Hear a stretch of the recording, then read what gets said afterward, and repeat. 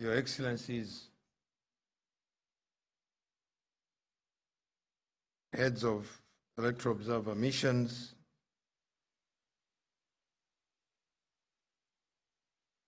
Your Excellencies, head and representatives of diplomatic corps accredited to the Republic of Mauritius and the UN Resident Coordinator, I think in the interest of time, I will just say and ride on the order presented by Master of Ceremonies and say all protocols observed and good morning, bonjour. I think on behalf of the Southern Africa Development Community and as mandated by Her Excellency Dr. Samia Suluhu Hassan, the President of the United Republic of Tanzania and Chairperson of the SADC organ on Politics, Defense and Security Cooperation, it is my distinguished honor to welcome you all to this important event where I will be presenting the preliminary statement of the SADC Electoral Observation Mission on the 2024 National Assembly elections held on 10th of November 2024 in the Republic of Mauritius. As head of the SIOM, I'm well supported by representatives from Tanzania, the United Republic, the Republics of Malawi and Zambia as members of the SADC organ Troika. Our mission was also advised by two members from the SADC Electoral Advisory Council. SIOM comprised 35 observers from 9 SADC member states, namely the Kingdom of Eswatini, the Republics of Botswana, Namibia, Malawi, Mozambique, South Africa, Zambia, Zimbabwe, and the United Republic of Tanzania.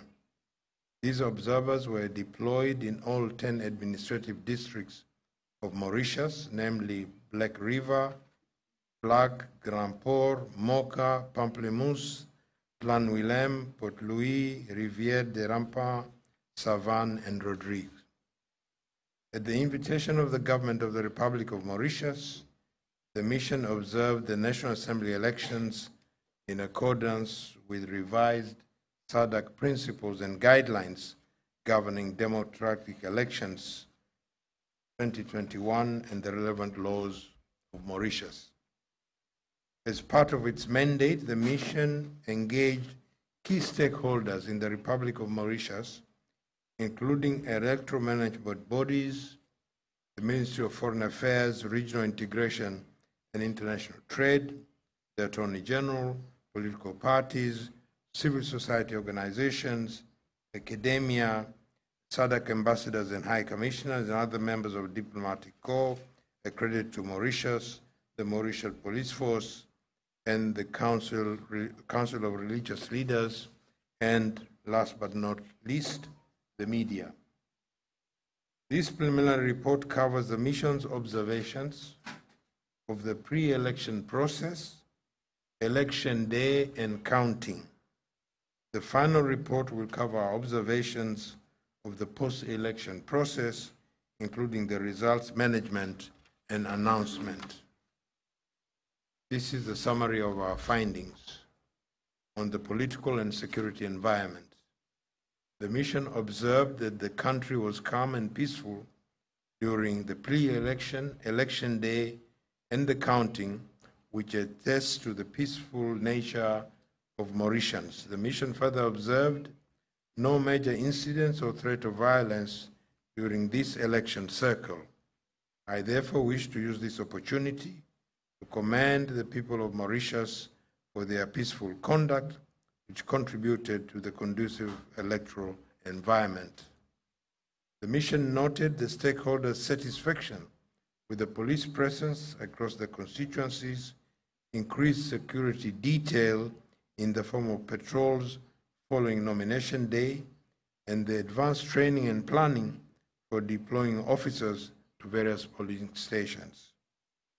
In pursuit of maintaining law and order during the election, the mission noted that a police communique was issued prohibiting the sale of alcohol on the day preceding the elections, on polling day, and the day after the election. The Mauritius police force maintained vigilance and preserved the peace by providing the necessary security to all stakeholders during the pre-election, election day, and counting day, ensuring, once again, a conducive electoral environment.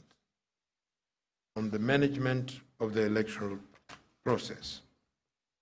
The elections were overseen by the electoral management bodies established under Chapter 5 of the Constitution of the Republic of Mauritius. In this regard, the mission observed the following: general confidence and trust among stakeholders in the Electoral Commission's office. 2, voter registration was generally well conducted in the 2 rounds of voter registration exercised by the Office of the Electoral Commissioner. The first round was conducted between January and February 2024 and involved house-to-house inquiries to verify the presence or existence of each voter for purposes of voter registration. Around 2,649 personnel were engaged to embark on this exercise. The second round was conducted at regional centers between 16th and 30th of May 2024. Thirdly, the mission noted concerns over alleged discrepancies in the voter register. Some stakeholders alleged that the register of electors still contained names not in the country, of persons not in the country, and those who were known to be deceased. They feared that such names could create an atmosphere for rigging election. Against this background, the Office of the Electoral Commissioner assured the mission that the electors' register was updated through door-to-door inquiries to confirm the physical presence of electors eligible for registration. And in addition, the discrepancies might arise as a result of electors leaving the country after registering. Fourthly, out of a total population of 1,261,196,000 people of 2022 census, the mission observed that the Office of Electoral Commissioner registered 1,002,857 voters, which is 79.5% of the population, of which 51% of these represent women voters, while for male voters, the percentage was 48.7%.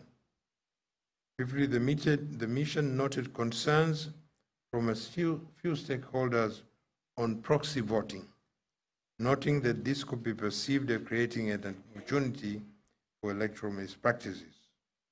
Sixthly, the mission noted concerns from stakeholders that the counting of votes was still conducted on polling day at polling stations. While some stakeholders claimed that this presented an opportunity for election rigging, others supported counting votes on a day when electoral officers are not exhausted. Some stakeholders recommended that this could be avoided if information, communication, and technology could be adopted. They further argued that the counting of votes on the same day as voting presents practical and financial challenges, and this would require more human resources. Some stakeholders informed the mission that this issue had been the subject of protracted debate, but there had not been any consensus in this respect. 7, the mission was informed that there had not been any electoral law reforms since the last election in 2019. In the same vein, there were no pending electoral petitions and litigation before courts relating to this election. Some stakeholders acknowledged that the Office of the Electoral Commissioner had done its part in submitting its recommendation of electoral reforms to the government, which in turn submitted it to Parliament, but they were never approved. Some stakeholders attributed the delay in the approval of electoral reforms to a lack of voter education, weak and/or limited participation of civil society organizations, and the lack of political will. While noting that the existence of a clear mechanism for lodging electoral complaints and appeals, some stakeholders raised concern about the long turnaround time and the need to establish electoral courts that will focus only on electoral issues. And finally, the mission noted concerns from stakeholders of insufficient civic and voter education by the electoral management bodies. It was observed that there was inadequate election promotional material posted by the Electoral Commission of Mauritius, encouraging people to vote or educating them on the voting process. On gender and youth representation, the mission noted that while women accounted for 51.3% of registered voters, only 18%, that is 165 of 891 nominated candidates that contested for National Assembly positions are women. In this regard, there appears to have been insufficient efforts at national level and by political parties during this election to address this imbalance. According to the Electoral Commissioner, there were 73 political parties registered at the time of this election, and that only 29 of these fielded candidates.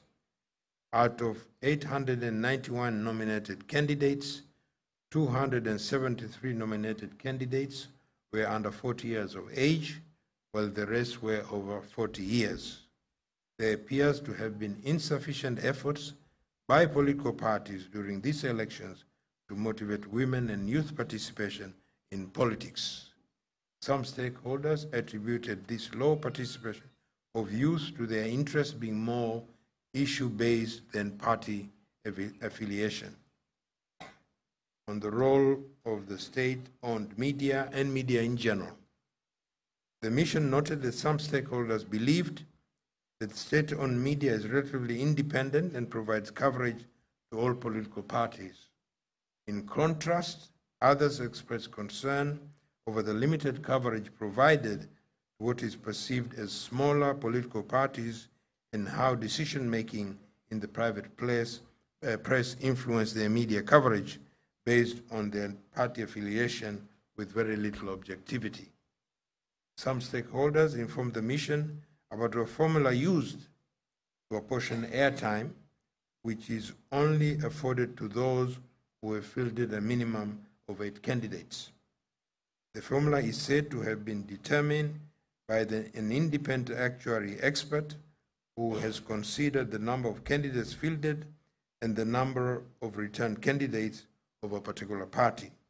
Some stakeholders believed that political parties and candidates were aware of this formula and that the independent expert had conducted enough sensitization. To this end, no complaints have been received. Most stakeholders were concerned about the level of access to social media for 24 hours during the electoral period, which was temporarily shut down. The mission noted the clarification by the government of Mauritius that the temporary shutdown of social media was due to national security.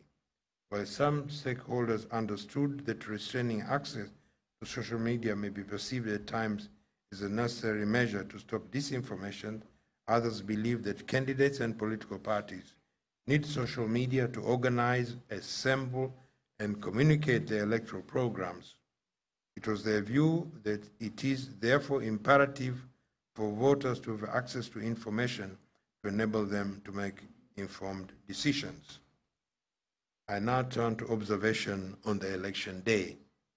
On polling day, SIOM observed the voting processes and the performance of the Office of the Electoral Commissioner in 180 polling stations in all 21 constituencies of the Republic of Mauritius. The SIOM observed the following in all the polling stations visited. The environment was calm and peaceful, and SADC observers were granted access. 99% of the polling stations and their surroundings were free of campaign material or visible campaign activities. All polling stations visited were adequately laid out with voters' roll displayed. 98% of the polling stations observed opened on time, while all closed on time. There were posters educating voters on the voting procedures posted outside 85% of the polling stations observed. Party agents and observers were present before, at the opening, and at the opening in all the polling stations visited. Ballot boxes were locked and sealed adequately before voting started. Voter identification documentation was checked against the voter's roll. 99% of the polling stations observed were accessible to all voters, including people with disabilities, the elderly, and pregnant women who were prioritized. At all the polling stations, voting proceeded without interruption. At 94% of the polling stations, all voters were allowed to vote, while at 6% of the polling stations, some voters were not allowed to vote due to the following three reasons: lack of appropriate national ID card, being at a wrong polling station, attempts to vote by proxy by Mauritians in the diaspora. No formal complaints were lodged in 96% of the polling stations visited. All polling stations that were visited had sufficient quantity of polling material and were free of irregularities. Party agents and candidates were allowed to follow closely procedures in all the polling stations observed, and reconciliation numbers were announced to all present in 79% of these polling stations. And finally, in all polling stations observed, the presiding officer reconciled the number of unused, used, and spoiled ballots at the end of the day, while the number of ballots received, while other sensitive material were packaged safely before handing it over to the returning officer. Finally, recommended improvement in the electoral process. At this juncture, allow me to recall that SIOM is continuing the process of electoral observation in the post-election phase. As such, the mission will not provide comprehensive recommendation or qualification for the election at this juncture or at this stage. The mission presents the following recommendation for improvement by relevant authorities and stakeholders, the first two of which emanate from the 2019 report of SIOM to Mauritius. First is a concerted effort should be made to encourage women to stand as political candidates. Secondly, the counting of ballots at police station is in line with SADC principles and guidelines governing democratic elections. Those recommendations emanate, as I said, from the 2019 observation of the 2019 election in Mauritius. On the management of the election process, the Office of the Electoral Commissioner is urged to adopt information technology in the registration, capturing, management, and dissemination of electoral data and information to improve the efficiency of the electoral process. Technology can improve transparency of the election process and confidence in the management of the elections to enhance democracy in Mauritius. Secondly, the mission urges the government of Mauritius to consider or reconsider the possibility of amending the electoral laws to include the counting of votes and publication of provisional results at polling stations. And the mission recommends strengthening voter education in the country to ensure effective participation of the Mauritian electorate in the electoral process. In conclusion, SIOM observed that the pre-election and voting phases of the 2024 National Assembly elections were professionally organized and conducted orderly and peacefully, enabling voters to express their democratic will. The mission commends the people of Mauritius for political maturity, the spirit of tolerance and calmness that generally prevailed during this election period. The mission appeals to all contestants to channel their concerns, if any, to establish legal procedures and processes in the event of any electoral dispute. Following the SADC principle and guidelines governing democratic elections 2021, our final report will be issued within 30 days of this preliminary statement. The SIAC shall return to Mauritius at the appropriate time to undertake a post-election review, again in accordance with SADC principles, to determine the extent to which the recommendations of SIOM have been implemented and the nature of support, if any, that a member state holding elections may require from SADC region to implement those proposals. I want to thank you very much. Muito obrigado. Merci beaucoup. Asanteni sana.